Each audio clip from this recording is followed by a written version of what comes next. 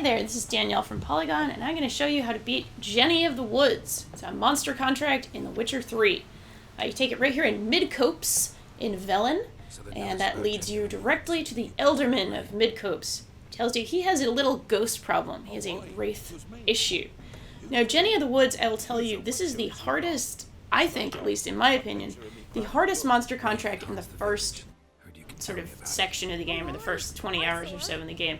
It suggested level 10. I tried it at a lower level and then kind of got my butt handed to me, so I would suggest basically really preparing for this. It's really very straightforward to get to Jenny. You're using your Witcher senses, you're finding tracks, you're finding clues. Jenny was murdered horribly. It's a very sad tale, actually. You follow the tracks, and that actually leads you to a bandit camp. I would suggest getting rid of these guys pretty quickly, otherwise they'll kind of get in your way. But they're not too bad. I think they're level 5 or so here. Just use your typical tactics for humans. Once you get rid of them and you get the letter from the shallow grave, you actually have to read it. That's part of the quest. You can't complete the quest without reading the letter. You have to do a lot of reading in The Witcher 3. That's okay. Not a problem. Read that letter, and that will lead you back to the Elderman, who gives you a little bit more information about Jenny and Bacchai, who I think was her scorned lover, actually. That's what it ended up being. And that's going to allow you to actually go on and take on Jenny of the Woods. She is a night wraith, which means she's going to be weak to Spectre Oil.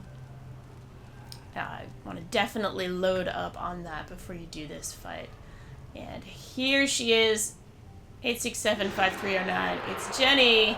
Hi, Jenny. This fight kicked my butt for the first 4 or 5 times I tried it. She doesn't take much damage, typically, even with that Spectre Oil. And she packs a wallop when she gets at you. She moves fast.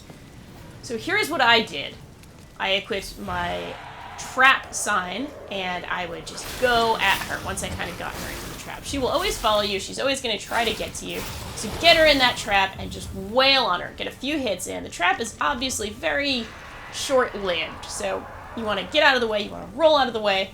As soon as your cooldown goes up on your trap, you want to get her back in the trap, and see, once she's out of the trap, she doesn't take much damage. But she will take critical hits as she's in that trap, which is great. Of course, you want that Spectre Oil, definitely, for the additional damage. So once she takes a little bit of damage, she does this. She heals, and she calls upon a bunch of sort of weak other night wraiths to come in and distract you while she's healing. Best thing you can do is get rid of these ladies as quickly as humanly possible so she doesn't heal too much. I was probably a little slow on that one, on that sort of first one there. But it's okay. You're wearing her down at this point. Again, she does really, really major damage if she does hit you, so have a lot of healing items. I had a whole bunch of food, and I just kept eating it throughout the fight, basically. Just wailing on that, on the healing items there. And this entire fight is really predicated on you getting her in that trap and really wailing on her with your sword that has been Spectre oiled right up. I am definitely spamming my healing items right here just to try to get a little bit back. She can kill you in 3 hits, maybe 4 hits, and she can hit pretty quickly, so really, really want to get her down as quickly as you can. And be patient, as always. Okay, so she's called upon her other wraiths to distract me at this point. Get rid of them as fast as you can. She is healing the entire time she has these other wraiths hanging out and keeping you from killing her, basically. But use that trap, damage her. Don't even worry about the bestiary suggests that you trap her and then use your Igni sign, your fire sign. You don't really have time to do that, though, unless you have these signs so beefed up that the cooldown effect is really negligible on them.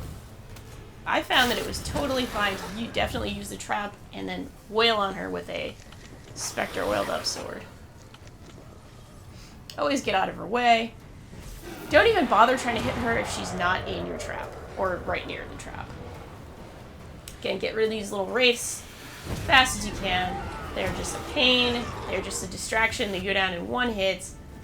Don't really need to worry about them too much. Just get rid of them as fast as you can. Here comes Jenny for the final round.